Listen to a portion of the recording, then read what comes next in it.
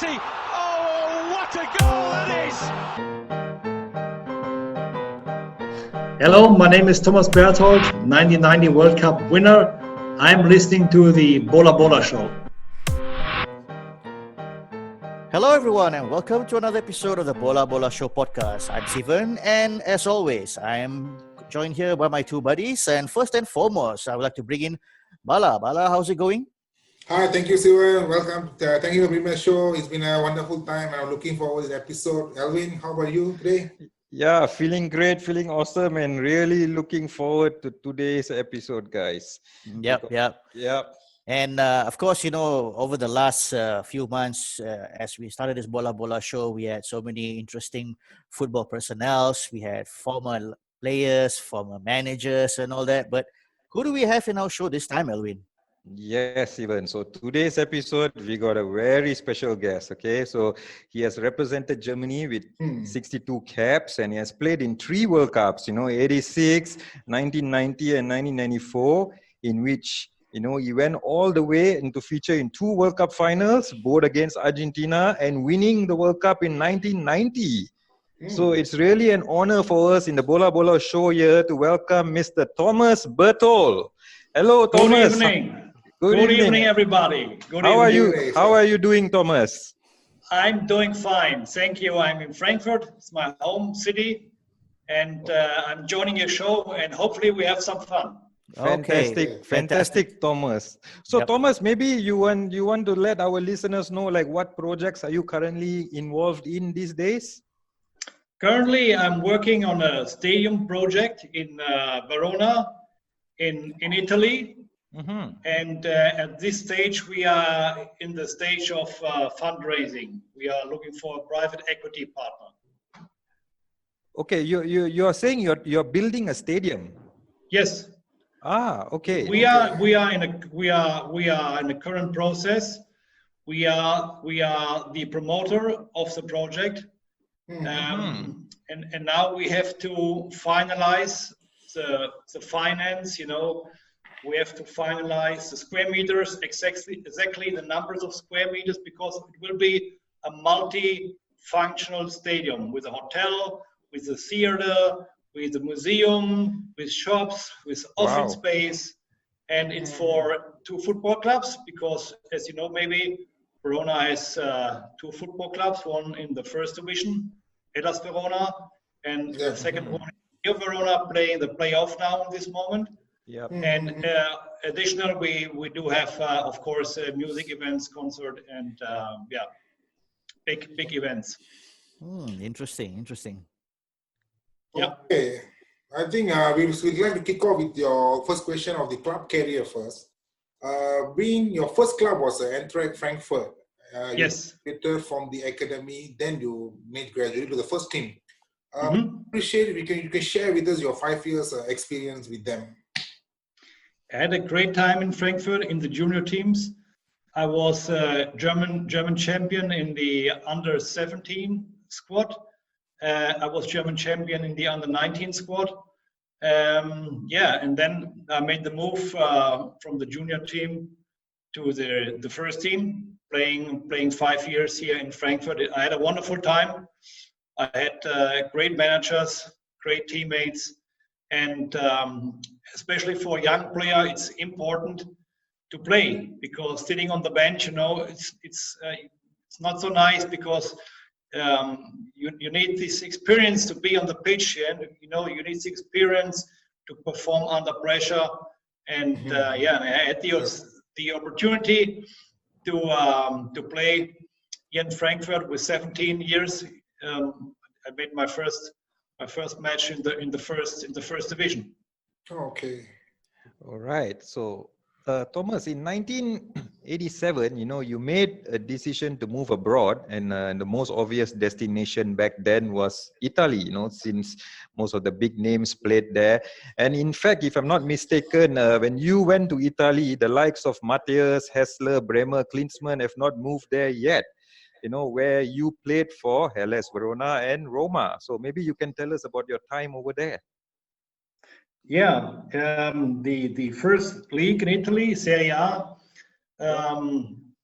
was in the 80s, late 80s, beginning of 90s, the best and the toughest league in the world, probably. It was the best players in the world, and with a limitation of foreign players, because when I moved to Italy, the rule of the league was that each club can have under contract just 2 foreign players.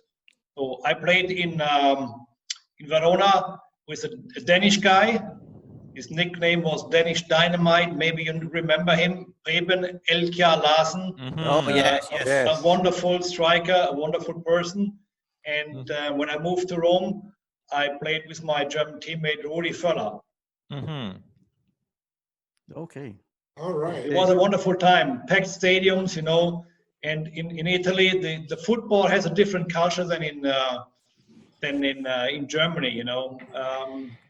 Because, you know, when we played in Italy, the match day was always Sunday. It was not split in 3 or 4 days. The calendar was always saying Sunday is match day for all the teams. And traditionally, the Italians, you know, they have a schedule on Sunday. They go to church, they have lunch together, and then they go to the football stadium. So it's a different culture, you know, in this country.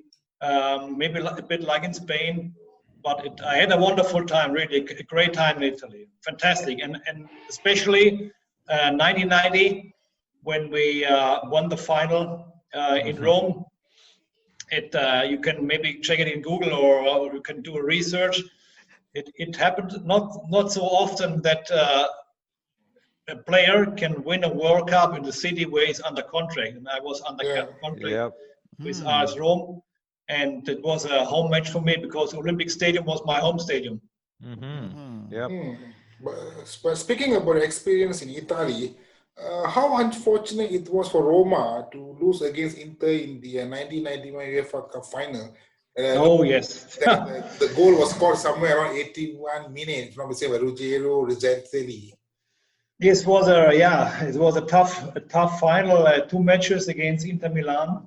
And as you mentioned, we had the chance to equalize the match in Rome, but missing a lot of chances, and at least we lost the final. But this is also part of the game, you know.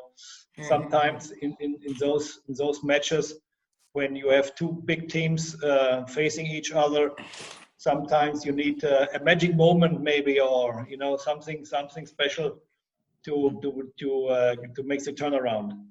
Yeah, but I think just very close away to actually winning it. That's what I think.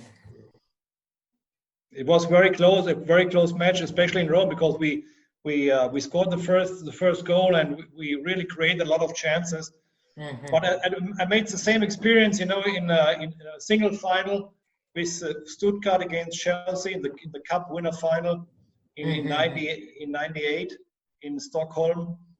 The same story, you know, of the match. The same match story.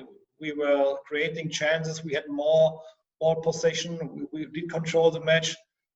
One single moment, they scored 1 goal, and in the end, we lost unfortunately 1-0.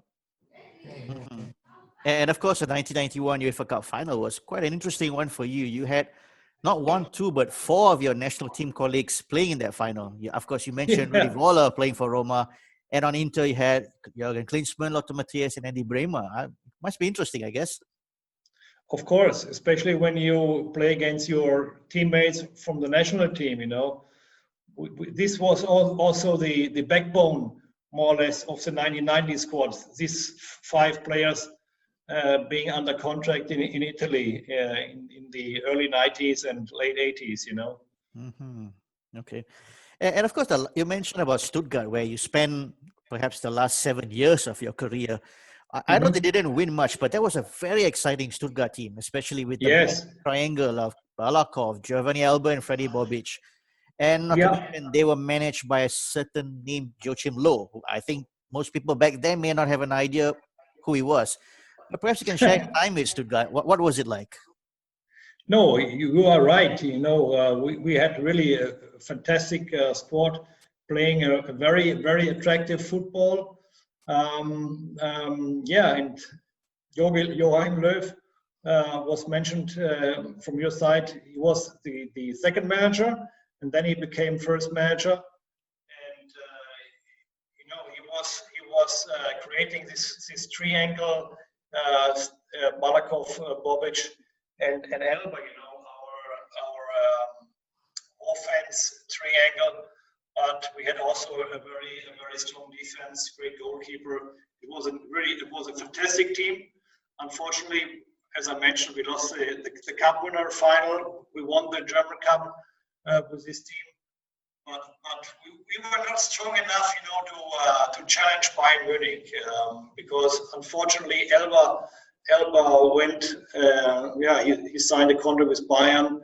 And Stuttgart had not the financial, the economic ability, to keep the strong players and to buy maybe additional, for some positions, more stronger players, because already in the 90s, Bayern Munich was the most economically powerful team in Germany.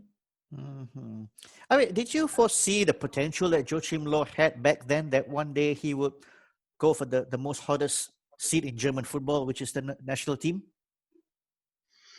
I knew already in those days that Joachim Löw has, as a human being, the empathy and the human qualities to make a big career as a manager. He was a player, he started in Stuttgart, and then now he's the current national coach of the national team, and he's also a wonderful person. Mm-hmm. Okay. All right now. So with that said, we will end this segment of the podcast, and we'll be right back shortly. There it is. West Germany win the World Cup for the third time and equal the record of Italy and Brazil. They take the championship away from Argentina, and Franz Beckenbauer becomes the second man to play in and manage a World Cup winning team. Okay, guys, and welcome back. And now we will like to speak to Thomas about his time and in the national team. Okay, so Thomas, can you take us through your experience of your first cap for West Germany in 1985? Perhaps you can share with us the moment, maybe when you received the phone call from Franz Beckenbauer or somebody, and how it feels like to be granted that opportunity, to represent your country for the first time. Yes, this is always, I think, a special moment. It was a special moment for me, receiving that phone call, because I was a very young fellow, Yeah. And my first appearance was against Hungary, a friendly match in Hamburg. We lost 1-0. But when you get back in the history of German football, after the European Cup after the UEFA tournament, European tournament '84, the federation decided to sign Franz Beckenbauer as new head coach of the national team, and it was his goal to shift the team, to renew the team with young players, and I've been one of them. Maybe you remember also Michael Fonsek, because he played as left fullback on the other side. I started as right fullback in the national team. And and 1 year later, '86, I became part of the World Cup team '86 in Mexico, and I made my first experience playing a World Cup, which is, as I said before, which is the greatest thing, the greatest tournament for each professional football player. Yes, okay. Amazingly, you went to play on 62 times for Germany, and you did score a solitary goal. Maybe can you share with us about the one goal you have scored for a country, and it's against Czechoslovakia in Prague, right? Yes. I remember, of course, I remember the goal. I remember the cross the cross from the side and my header. And I remember especially that the pre-match time when we did the training sessions, you know, we had 25,000 visitors from East Germany. Can you imagine that? 25,000 visitors. Oh, okay. We're traveling from East Germany to Prague to join the match, to visit the team, and to join the training session. It was unbelievable. Okay, all right. I mean, why is that there was this huge number of East German fans who traveled to watch the game? I mean, considering I don't know. it's a I two have different no country. idea. Okay. maybe because they were also big supporters of West German football, of the West German national team. But it was so impressive to see such a big crowd, you know, during a training session. Yeah, that can easily fill up many stadiums. Yeah, of course. Yeah, it was a great experience for me. Okay. And and the second in coming back historically, East and West Germany, and you can imagine 1990 World Cup, one year after Berlin Wall fall down, you know, unification of the country. This was also historically a special moment for the football, for the national team, and of course for the whole country. Yep. And of course, as mentioned, you played in 3 World Cups, and 2 of which, you know, Germany went to the final. One was 86 and 90, which Germany finished runners-up and won the World Cup respectively. In what aspect did Mr. Beckenbauer improve the team during those 4 years?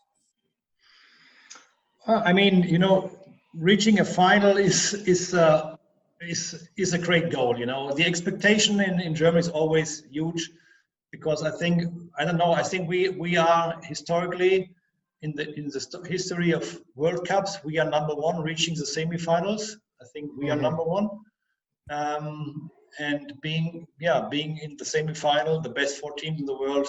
This is more or less what the people are expecting, you know, from the German national team. If they play the World Cup. And in 86, the expectation was maybe, okay, they can do quite well, but they will not have a chance to win the World Cup. But the team improved from match to match, and we were getting more confidence, and we were also improving our game, you know. And at the end of the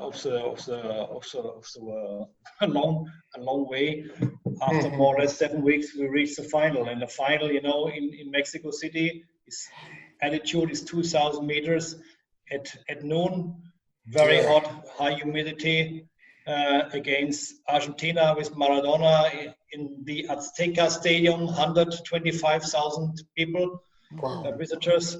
This is always something special, you know. Playing for me is Azteca, Stadio Azteca is for me something like a cathedral, you know, a very special place.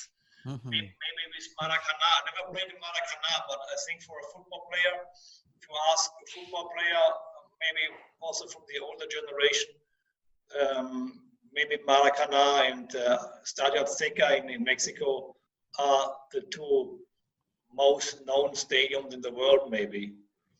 And it was exciting because, you know, we reached the final. We had a bad start, getting under 2-0 and then recovering and coming closer to 1-2. I remember 2-2, maybe you remember too. A corner, Andy Bremer, my header to Rudi Völler, and Rudi Völler scored. They equalized at least the match, you know, and then that's also part of football, you know. We took over and made one mistake, playing maybe a bit too on offside, you know, in a counter-attack situation. Argentina scored the 3-2, the final goal. But anyway, Mexico will always remains, you know, in my heart and in my memories, because it was a fantastic time. It's a football country like Italy 4 years later. But in Italy, it was maybe a bit different because everybody was saying Germany is the top team, the team to beat, and we kept the pressure until the end. And then, as you mentioned also before, we deserved to win the cup. It was not an exciting final because Argentina was not so strong 1990, but yeah. At the end, for me, it was fantastic. After the second, to be in a final in my second World Cup and to win the World Cup in my second World Cup participation. Mm-hmm. Yeah, indeed, it is a special feeling, I guess, from the way you're explaining yourself. But moving on, what was it like sharing the same field with Diego Maradona in these two finals, perhaps the greatest player of all time, arguably? What is it like actually to be there? Perhaps you can share your feeling and the experience you had with him. I mean, yeah, Diego was the best player, 86.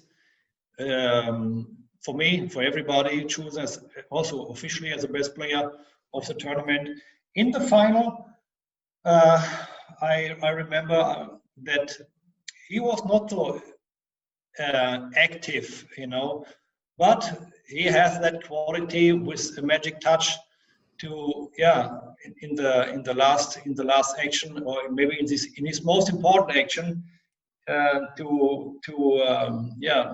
this counter attack, to put the ball between the line and to create for Burruchaga this opportunity to score the third goal. But before the third goal of Argentina, we did control, and especially Lothar Matthäus did control very well Diego Maradona. I think 1990, he was not in that condition, and the team was not in that condition, to hurt us or to be competitive with us, because I believe that our team was too strong in the final. You can watch the statistic. I remember that our goalkeeper, Bodo Ilkner, I think he never had one action to do something during the whole match, during the whole 90 minutes. But anyway, Diego is my friend, and I met him 2 years ago during the World Cup in Russia, and he is, for me, the best player ever on this planet. And I hope all the best for him, that he stays healthy and safe.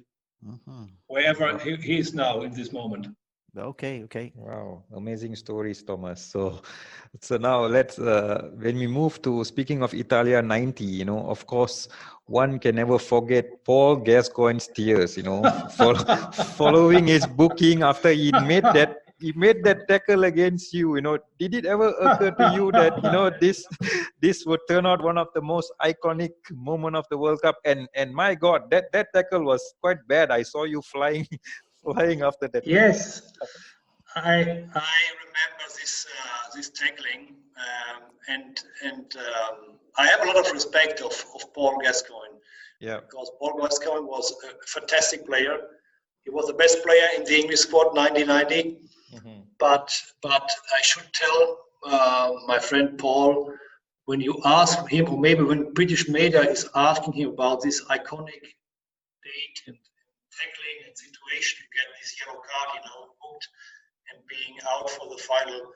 And he is always repeating, "I touched the ball." I will answer always to Paul, "Listen, Paul, watch the movie, watch the situation. You never touch the ball. I touched the ball and you touched my leg." Yeah. So I mean, today maybe you get booked you get the red card for this action. And in the semi-final, maybe 30 years ago, the referee booked him with a yellow card, but I think it was okay to get booked, And fortunately, they went off.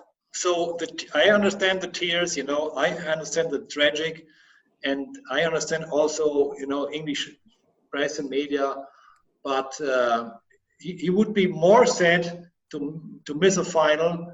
But in that case, they celebrated, because I remember we went to the locker room after the match, maybe after half an hour, and I remember I like this mentality, And I was entering the locker room, changing my shirt, and I was watching, and the whole squad was chanting, "Football's coming home," and they were drinking and they were celebrating because they did great. I mean, nobody was expecting anything in the semifinal, and nobody was expecting performing such great against West Germany.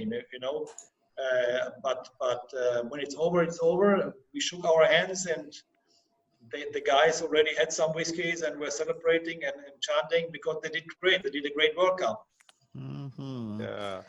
And Thomas, speaking of that game in 1990 against England, when it went to the penalty shootout, was your name one of those names like after the 5, or were you supposed to be the fifth kicker? I was the fifth one. Oh, so you was the I fifth was one. the fifth one. So if Waddle, I can tell you scored, something. yeah. During a World Cup, every team is training, penalty shooting in the sessions, but the sessions is easy, no pressure, no visitors. That is easy. But then when you are there, the entire world watching you. After 2 hours of stressful match, Yes. with a lack of energy, your brain is empty, everything is gone, and then the coach, the manager is asking, yes, no, yes, no. So I was saying to Franz Beckenbauer before the game, I'm ready. Then he was asking me, and then Franz, I'm ready. I will be the fifth one, to shoot the penalty if I should shoot. So, but imagine the dramatic of the history. I mean, after 3-3, 4 players missed in the middle of the pitch, waiting to shoot the next penalties. Then the first English missed. Yeah. Then we scored 4-3. Then 2 left, 1 English and myself. Yep. And then the second English missed, and I was staying there in the middle of nowhere, middle of the pitch. I was saying, well, I'm not shooting anymore. It's over. Yeah. This was an unbelievable moment for me, Yeah. Also mentally, because all the pressure went. So everything was off your shoulder. I think were you more relieved that the guy missed it?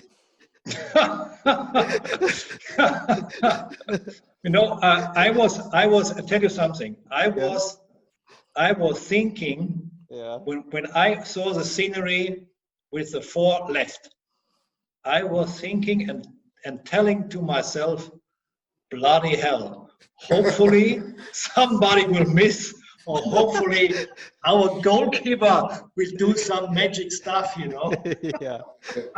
And then 2 missed, and I was there, left alone.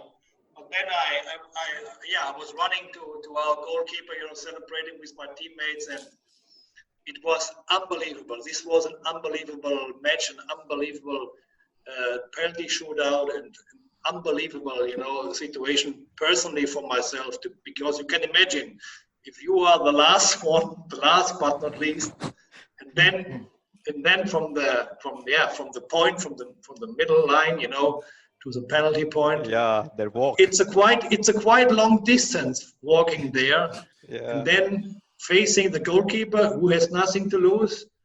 I can tell you, the goal can get very, very little. Yeah. When you are staying there. Did you thank Bodo after that? No, I did not. But I have it in my memories, and I have it in my brain. And of course, once the whole tournament ended, I mean, what was your feeling like that? I mean, let's put it this way, Thomas. Neither did Messi or Ronaldo has ever lifted, or maybe as of now, they have not yet lifted a World Cup. What is that feeling like for you? Yeah, as I told you before, gentlemen, the World Cup, winning a World Cup, it's for each football player the biggest achieving goal you can get, because it's the hardest, toughest tournament. It's a month, 2-3 weeks before preparation, and it's a long way, to keep the concentration, to perform on a high level, to keep the pressure high, and the media and the people and all that stuff. It's a long way, to reach the final goal then. But then, I mean, after having it, winning it and getting the cup, and then I don't know, maybe you have to ask some science people, to maybe to ask some players maybe after World Cup, what is happening with your brain, what is happening with your mind, Are you thinking about something? I think I did not think about something. I was happy. I remember when we turned around in the stadium, celebrating with our fans, and then we went to the locker rooms, and the German chancellor joined us, and everybody was, chanting and drinking and all that stuff. And then we have to wait for the doping controls, and then finally we moved to our camp, had dinner, and then we had an all-night long party until in the 9:30 or 10 o'clock in the morning. Wow! Wow! Yeah. It was a long day for us, And then at 9:30, 10 o'clock, our team manager said, "Hey guys, come on, boys. We have to move to the airport because the military, because the government, they provided us with a military plane, and then we moved in time to Frankfurt. When we arrived at the airport here, I remember, I think it was between 500 and 1 million people on the highway. Wow! The completely highway was blocked. Wow. Frankfurt, just to give you an idea, Frankfurt is one of the most frequented areas in Germany. We have daily 1.5 million people coming here for work, working here in Frankfurt. But because we are in the middle of the country, we have a lot of traffic, because people from Netherlands are coming, and from the north to the south is a crucial point here, the highway. And the people were staying on the highway. Can you imagine this? The people were staying on the highway, parking their cars, because the bus, our coach, was traveling, was carrying the team from the military machine to city center. Wow, fantastic. So those are just fantastic stories from the World Cup. And we will be back after this break. In the end, the German bench get up and protest at Gascoigne's last challenge. And he's so involved in this game. He has actually, Gascoigne, got a yellow card now. Oh dear me. He's going to be out of the final if England get there. For the tackle on number 14, Berthold. Gascoigne has had his second yellow card of the competition, and here is a moment that almost brings tears to his eyes. You're quite right, he is nearly in tears. Look at him, he's shattered, because really there was no need to book at that stage. Legs are a bit tired. I can't understand why he's booked in there. Poor Gascoigne, absolutely shattered. Hoping it doesn't affect his performance. Okay, Thomas, so talking about your position as a right back, I mean, you play on the right wing back role, right? So, can you share with us, who are the players that, in your experience, that you have given a really hard time? Those guys that couldn't get past you or struggled to get past you, and which are the guys that were really difficult for you in your experience? Yeah. I mean, the right back or full backs, this position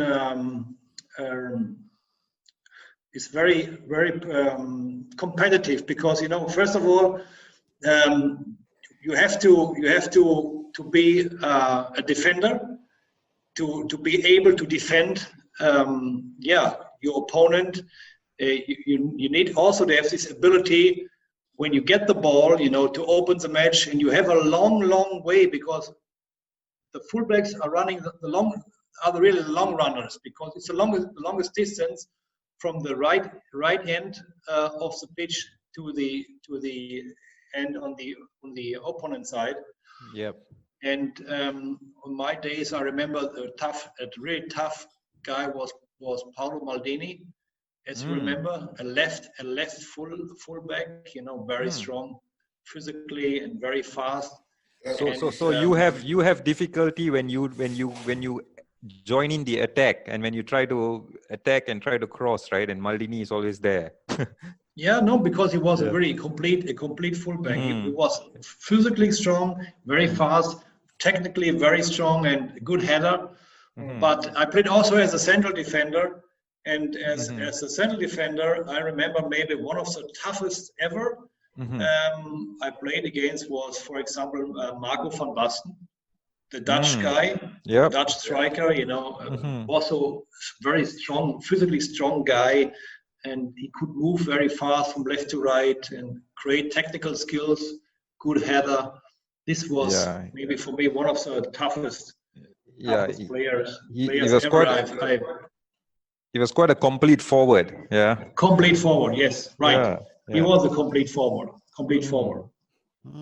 And of course, if you're playing on side, sometimes I remember Paulo Fute, a left winger from Portugal. I played against him in a World Cup qualification, 85.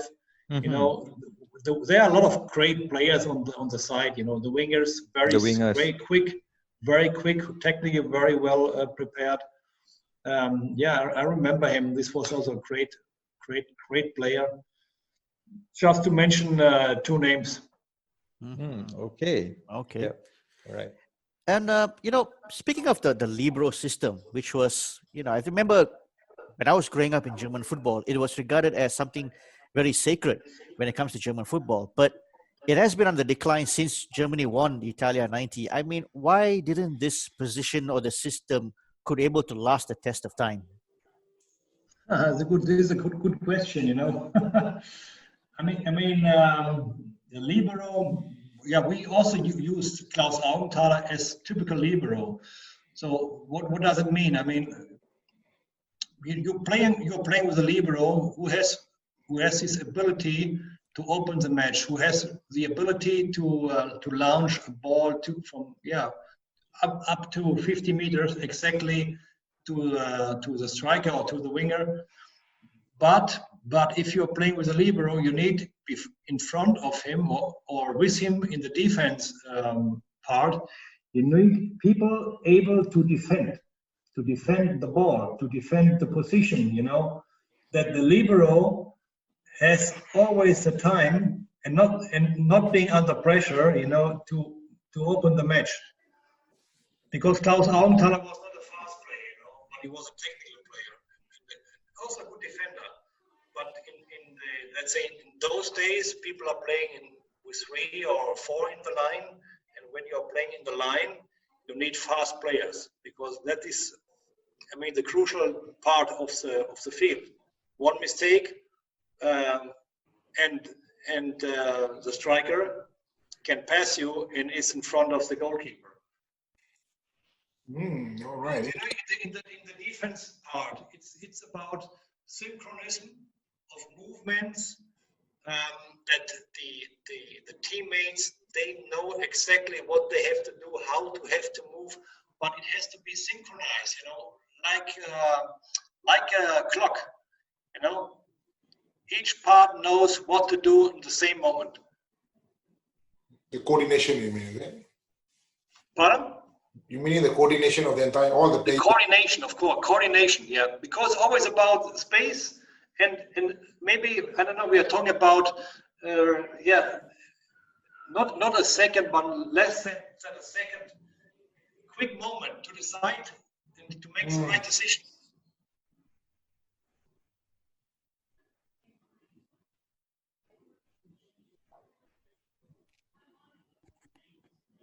Hello, guys. Hello, guys. Oh, okay. All right. All right, Bala. Okay, yes. So, all right, just now let's talk about your retirement, all right? So after you retire, you went to pursue your career as a pundit and analysis. Yes. What was it like for you adjusting from an active footballer who went to Germany, played in Germany, Italy, and now finally from field to working in the media? Yeah, I mean, as a former player, I'm doing some media work for TV and also for print media. I mean, I have a long experience on the field, a long tournament experience, and it's a lot of fun, to work with colleagues, former players, media people, to run the show and to explain to people, how football works. Maybe also how it works behind the scene, how it works. Especially interaction between the people, between the players. And football is getting more complex. It's getting faster. It's more about speed now. It's less technique. It's more speed. And yeah, football is a big thing. It's a global thing, and everybody's watching football. Mm-hmm. All right. I mean, was there some sort of challenge for you to adjust yourself? I mean, in this role, I mean, did it came naturally because of your experience as a player? Yeah, it became naturally. I did not study something, media or journalism. It came. Learning by doing. Running a show is also learning by doing. I mean, I think for a former player, the biggest goal is to be authentic. To be authentic and to have a clear opinion, and that's my way, for example, to have a clear opinion, and I'm trying always to be authentic, Okay. All right. So, Thomas, finally, let's talk about football management. Okay. So, we understand that you had a career as a manager with Fortuna Düsseldorf, and maybe you wanna talk us through that experience, managing that club, and why, like, you didn't pursue further a career in football management. So I became, let's say, something like a general administrator, because the third biggest construction company, called Walterbau, which was at the stock market in the early years of 2000, this was the first company constructing and operating multifunctional stadiums.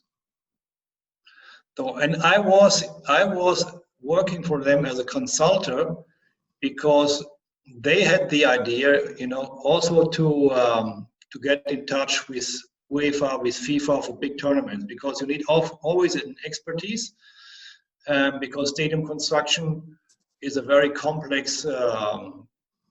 It's very complex projects, and the Germans, they have a huge experience in architecture and especially in engineering, and if you now look to FIFA expertise, a lot of people after 2006 are involved in World Cup projects as an architect, as an engineer in South Africa, in Brazil, in Russia, because constructing a stadium or planning a stadium and having experience in this sector and learning also, the FIFA carried a lot of German people from one tournament to the next. So in 2000, in 2002, 2003, I was working with this company, and we were in touch with South African Football Federation. We invited the general manager, Daniel Jordan, and he fell in love with Olympic Stadium, because Olympic Stadium was remodeled and rebuilt by Walterbau. This was also a project of Walterbau. So, and then the management was asking me, Thomas, we have a problem in Düsseldorf, because we will build a multifunctional stadium with American football, with music, with football, but we have no football team, because Düsseldorf was in the 4th division and more or less struggling to go in the 5th division. And as you know, in Germany, you need a minimum 3rd division, because in 3rd division you can get some TV money. So, and I was saying, okay, I would go there, you know, and we have to move something. And then in the first year, we won, and we relegated directly to the third division. In the second year, we finished eighth in the third division. But I was struggling, you know, with the system, because I was struggling with the system because I was facing people from the, let's say, from the old system. We're not ready, you know, to allow, you know, deeper shifts in structure and to move forward. And then I decided to step back, because if I cannot do the right things and change something, which in my mind was important to do the next steps to reach the next level, because from third, if you reach the third division, you know, it's semi-professional, but to reach the second division, which is completely professional, you need structures and you need professional people. And and then I decided to step back. But the interesting thing is now, with my experience in multifunctional stadiums in 2002, I'm coming back now since 2017, when we started the process with the multifunction stadium in Verona to do the same thing. And so it's something like the circle will be closed now for me, you know, because I'm restarting a process where I had this experience in 2002 to 2004 in Düsseldorf, and now we are in a process to construct and to operate a multifunctional stadium in Verona. So who knows, Thomas, one day you'll manage in Italy. If you... Yeah, but it's a different model, because, you know, we have, our group is financing and constructing the stadium. We already choose the operator. Our operator is an American company called Legends. If you go on the site, on the internet site, legends.net, you can check it out what they are doing. This is one of the biggest stadium operators in the world. It's a very interesting project. It's very international, interesting people. New York, London, you know.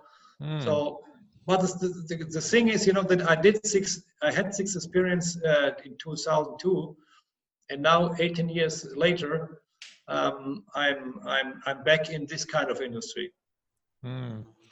And of course, Hellas Verona, somewhere close to your heart, where you start. So it's like, you know, a full circle. And imagine this: the old stadium is from the 60s. It's the old Pentagoni Stadium was built in 63. Wow. Okay. All right. Yeah, I mean, of course, was this the reason why that you decided that coaching was not for you, but perhaps you wanted to be involved in other aspects of football? Oh, I was not ready, you know, after more or less 20 years of professional football to live the same life. Because if you are staying in the same industry as a manager or as a director or whatever, you know, it's the same life like as a player before, you know. So I would like to have more experience of maybe other things in my life, my personal life, than to stay the whole time of my life in the football industry. Well, I mean, that's kind of inspiring. I mean, you probably planned your path, you know, much earlier than I suppose that most footballers does. Yeah, I mean, it's you know, after finishing your career, the real life is starting. You cannot be, you know, laying back 40 years after playing football and to do nothing. So, but you are right. It's a big goal, you know, for everybody after playing football to find the right thing, to find the right way for everybody, you know. Most of the people maybe will stay in the football industry, being a coach or, you know, an agent or doing something in a club. But you're right. It's you should prepare this early before, not wait too long, because when it's over, it's over. And then you can stay. Maybe you can do a year off, you know, to come down. But then you have to be prepared mentally, and you have to do something. And just one question. You know, the last World Cup, Germany didn't do well. They got out of the group stage. Is there any reason for it? Is there any panic button that this happened to Germany, or do you feel that it's just another way football is today, with the rest of the world catching up with all the other big nations? I was hosting. No, I was invited. 2018 in Russia, watching the whole tournament. And yeah, you're right. I think the nations are coming closer. It's not like 20 or 30 years ago, when you mentioned maybe Emirates playing in Germany 5-1, easy match. There is no easy match anymore because people are traveling, smaller nations are getting international managers, and they get more information. They're doing research. They have more databases available. They are well prepared physically. It's getting more tougher, more competitive to beat, let's say, the smaller teams, and the football world is coming closer. That's it. That's the way it is. Mm-hmm. All right. Okay. Any last question, guys? No, for me, no, nothing more for Thomas here. In fact, just want to thank Thomas so much for joining our show today. Yep. Yeah, it was a pleasure, and sorry for Indonesia and Malaysia. Sorry, guys. It's okay. Sorry. No worries. Yeah. All right. I mean, we hope one day you can come to Malaysia. I mean. Yeah. Next time I will tell my buddies we have to go to Malaysia to play golf, not to Indonesia. All right, please do. And COVID is All right. under control. All right, boys. Yeah, okay. Thank you so much, Thomas, for your time. Yeah. Great pleasure to be part of the show, and thank you once again. Thank you. Take care, guys. Stay healthy, everybody. Okay, thank you so much. With that said, Okay. we will end our podcast.